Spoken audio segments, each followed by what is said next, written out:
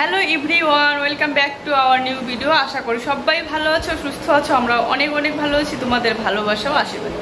এখন বাজে হচ্ছে সকাল 8:30। স্নান সেরে নিলাম, জুসোনাকে স্নান করে রেডি করিয়ে দিয়েছি। এখন আমি এই যে রেডি হচ্ছে, আজকে আমরা যাব বাড়িতে। তো ভাবছি যে বাসে যাব, ট্রেনে যাব। এই তো জুসোনা রেডি হয়ে গিয়েছে। তুমি রেডি বাড়িতে যাওয়ার জন্য? ড্রেসটা সবই পরে নিয়েছি, এখন একটু সাজুগুজু করে রেডি হই। যে পরিমাণে গরম পড়েছে, খুব রোদ পড়েছে। আসলে টিকিট আগের থেকে করা হয়নি, পুরো 1 মাসের টিকিট পাওয়া যাচ্ছিল না, সব বুকিং দেখাচ্ছিল।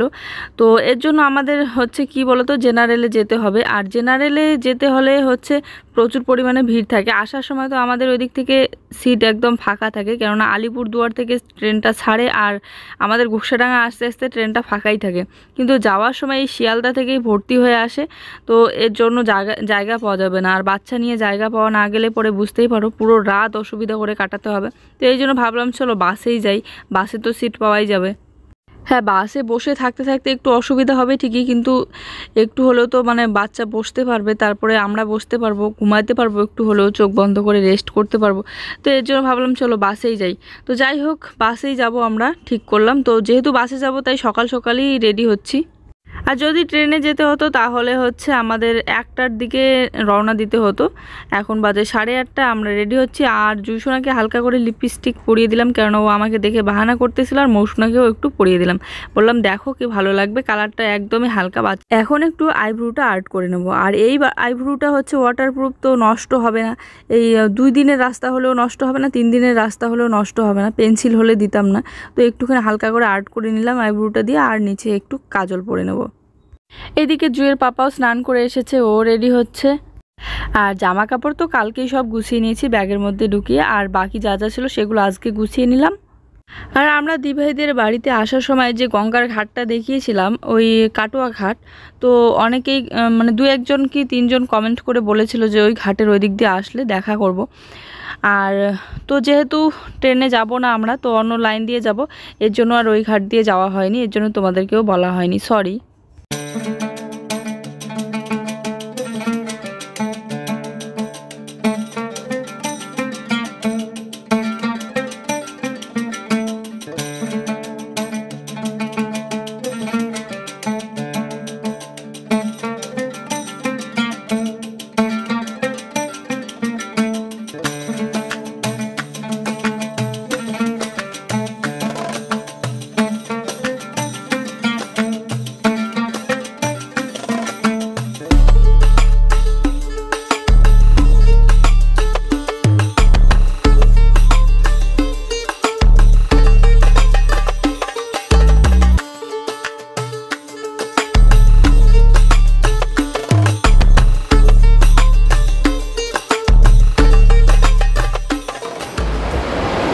আমরা হয়ে পড়লাম রেডি। আর এই এত বড় একটা কাঁকড়া ক্লিপ মাথায় দেওয়ার কারণ হচ্ছে চুলগুলো যাতে ঝামেলা না লাগে। এত দূরের রাস্তা যাব, আমার চুল ছাড়া দেখলে মাথায় খুব ব্যথা হয়, তো যাতে আমার অসুবিধা না হয় এর জন্য এত বড় একটা কাঁকড়া ক্লিপ মাথায় দিয়েছি। আর এটা এই জন্যই নিয়েছি যাতে সব চুল একদম মুড়ে দিতে পারি আর সুবিধা হয়। এই নিয়েছো? চলো, হ্যাঁ, জুতোগুলো ব্যাগের মধ্যে ডুবে নাও, ওগুলো পরে দাও, আলাদা করে বৌদি। তো রেডি হয়ে ব্যাগ ট্যাগ নিয়ে আমরা চলে আসলাম নিচে। আর এখানে মৌসুনা আর কৃষাণু এই যে মোবাইল দেখছে। তো এখন আমরা খাওয়া দাওয়া করবো, খাওয়া দাওয়া করেই রওনা দিয়ে দেবো। এই যে কাজলটা লাগালাম আর এই যে আইব্রুটা আর্ট করে নিলাম, এটা কিন্তু আমি বাড়ি যাওয়া পর্যন্ত এরকমই থাকবে। যতক্ষণ পর্যন্ত আমি সাবান দিয়ে মুখ ধোবো না ততক্ষণ পর্যন্ত কিন্তু এরকমই থাকবে। তো এখানটায় একটুখানি বসে বসে ফটো শটো তুলছিলাম আর কি। তো আজকে হচ্ছে দিদিভাইদের এখানে হচ্ছে ষষ্ঠী পালন করে ওরা। ষষ্ঠী বলতে দুর্গাপূজার যে ষষ্ঠীটা হয়, ওই ষষ্ঠীর ঠিক 1 মাস আগে এখানে ষষ্ঠী পালন করা হয়। কিন্তু আমাদের ওইদিকে আবার এই দুর্গাপূজার ষষ্ঠীটাই পালন করে, এই যে এই ষষ্ঠীটা আবার পালন করে না। এর জন্য দিদিভাই ওরা আজকে উপোস আছে। যাই হোক, আমি এদিকে জুসোনাকে খাওয়াই দিচ্ছি আর আমিও খেয়ে নিচ্ছি।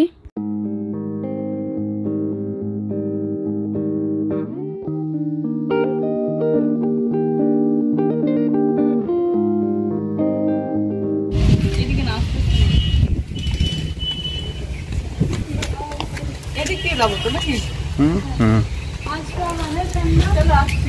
দিতে আসলাম। হ্যাঁ কৃষাণু টাটা, মৌ আসলাম। মেমনিকে দাও।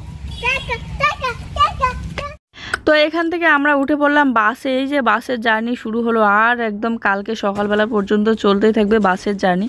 তো এই বাস থেকে আমরা যাব বহরমপুর বাস স্টেশন, ওখানে গিয়ে আবার শিলিগুড়ির বাস ধরবো। শিলিগুড়ির বাস ধরে সোজা শিলিগুড়ি, তারপরে শিলিগুড়ি থেকে আমাদের ঘোকসাডাঙ্গা।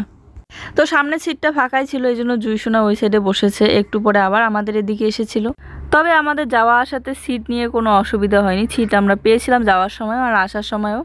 তো এখানে এসে আমরা শিলিগুড়ির বাসের জন্য অপেক্ষা করতেছিলাম। তারপরে দেখি যে শিলিগুড়ির বাস আসতেছে না, তারপরে বাস ধরে বহরমপুরে নাকি যেতে হবে। তো তারপরে আমরা বহরমপুরের বাসের জন্য অপেক্ষা করতেছিলাম। চলে এসেছে বৃষ্টি।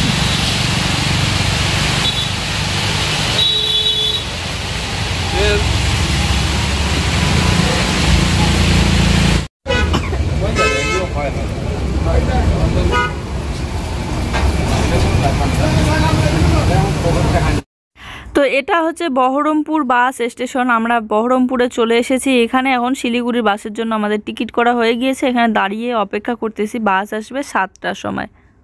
আরও মোটামুটি 2-3 ঘন্টা বাকি আছে, তো ততক্ষণে আমাদের অপেক্ষা করতে হবে। আর তারপরে এদিক ওদিক একটু ঘুরে দেখছিলাম আর খাওয়া দাওয়া করতেছিলাম কিছু টুকটাক। এই যে দেখতেছো বহরমপুরে এখানে একটা মোহনা হোটেল আছে, হোটেলটা বেশ সুন্দর সামনে থেকে দেখতেছিলাম। আর ওখানে হোটেলের সামনে একটা ঘুগনির দোকান ছিল, ওখানকার ঘুগনিটা যা লাগলো না, দারুণ লেগেছিল। আমরা ওখানে খেলাম, খাওয়ার পর এখানে এসে মুড়ি মাখা খাচ্ছি। তারপরে রাত 7টার দিকে আমরা শিলিগুড়ির বাসে উঠে পড়েছি। আর এই হচ্ছে আমাদের সিট। তো পাশে আরেকটা সিট ফাঁকা ছিল, আপাতত জুইয়ের পাপা ওখানেই বসেছে, কারণ জুই জেগেছিল, ঘুমায়নি।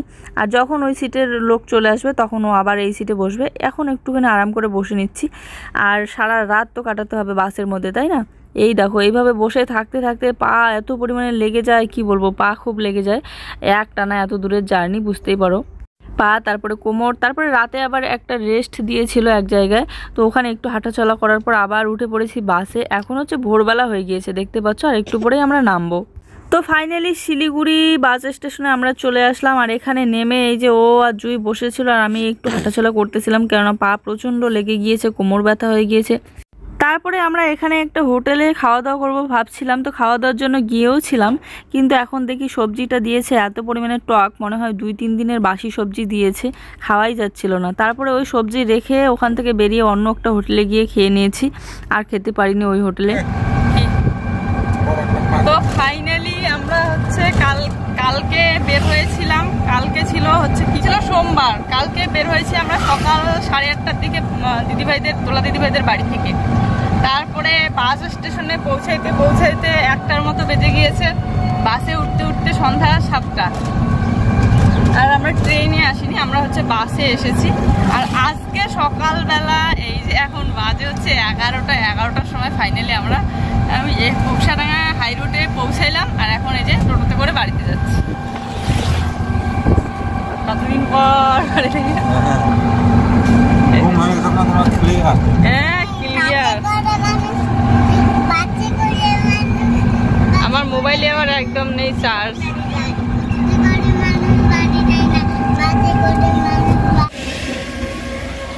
জায়গাটা দেখে চিনতে পারছো? যাস না, দাঁড়াও দাঁড়াও, আসতেছে, আসে আসে আসে।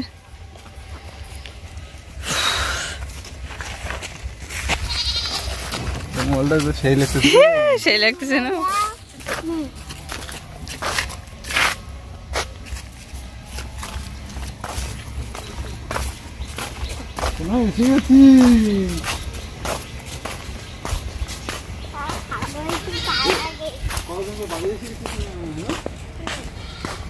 শিলিগুড়ি থেকে বাস ধরে চলে আসলাম ঘোকসাডাঙ্গা, ঘোকসাডাঙ্গা থেকে টোটো ধরে চলে আসলাম একদম বাড়ি। শিলিগুড়ি থেকে আমাদের ঘোকসাডাঙ্গা হচ্ছে 4 ঘন্টার রাস্তা। এই 4 ঘন্টায় প্রচণ্ড ঘুম পাচ্ছিল, একটু ঘুমিয়ে নিচ্ছিলাম, কিন্তু বসে থাকতে থাকতে আর ধৈর্য সচ্ছিল না, মনে হচ্ছিল কতক্ষণে বাস থেকে নামি। তারপরে চলে আসলাম আমরা সেই আমাদের সবুজ বাড়িতে। এই যে আমাদের বাড়ির হচ্ছে উঠান পর্যন্ত সবুজ। ব্যাগ রাখতেই সবার প্রথমে চার্জারগুলোই বের করে নিচ্ছে, কারণ মোবাইলে একদম চার্জ নেই। তো বন্ধুরা কোথা থেকে আসলে বুঝতেই পারো ঘরের কি অবস্থা। এই দেখো ঘর একদম ভর্তি হয়ে আছে। এসেই আগে জুইকে স্নান করিয়ে দিলাম, আর আমি এখন স্নান করব। তার আগে একটু ঘরটা ঝাড়ু দিয়ে পরিষ্কার করে নিয়ে তারপরে স্নানটা করে নিই, তাহলে স্নান করে এসে একটু বসে রেস্ট করতে পারবো।